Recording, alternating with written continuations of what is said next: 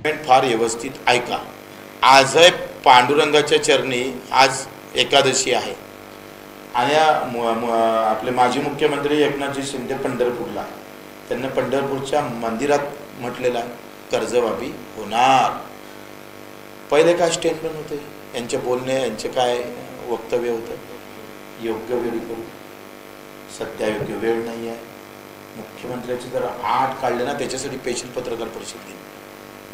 का तर दुष्काळ पडलेला आहे, आता पहिले खात्यात पैसे टाकू का कर्जमाफी करू? अरे आमच्या आंदोलनामुळे योग्य वेळ गेली का नाही गेली, निश्चित तारीख आली का नाही आली? जो घमसाम आम्ही केला 3-4 घंटे, जे आमच्या नेते मंडळीनं तिथं आंदोलन चर्चा केली, अजितदादा असेल, नवले, तुमचे राजूजी शेट्टी असेल, वामनराव चटप असेल, एवढा हुशार मानून वामनराव चटप, त्यालाही आरोप लावते मॅनेज झालं। कुणावर आहे? त्यांचं हय्यत आंदोलनात गेली। नवलेजी असेल, शेट्टी साहेब असेल, आमचे पुणकर आपले तुपकर असेल, वामनराव चटप असेल, क्षीरसागरजी असेल, प्रकाशजी पोरे असेल, हे सगळे महादेवराव जानकर असेल, सगळ्यावर आरोप करायला निघाले। म्हणजे तिथून घरी बसून आरोप करणं सोपं आहे, पण आता आपली काय आता कसरत काय माहीत आहे का? आत्ता या वर्षातली कर्जमाफी आली पाहिजे, याच्यासाठी आंदोलन होत आहे सगळ्यात मोठं।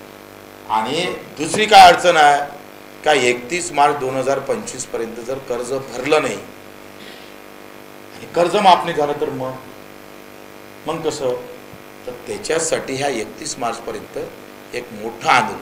आत्ता आपण घोषणेसाठी आपला एक टप्पा झाला, पहिले आपण उपोषणाला बसलोय, समिती आली, समितीचा आता लेनदेनच राहिलं नाही खरी गोष्ट तर, समितीचा विषय संपलेला आहे। कारण तुम्ही जाहीरच केली आहे, तुम्ही कर्जमाफी जाहीर केली, आता कशी करायची, कोणाला घ्यायची, काय करायचं, कोणत्या वर्षापासून लागू करायची, याच्यासाठी ते असू शकतं।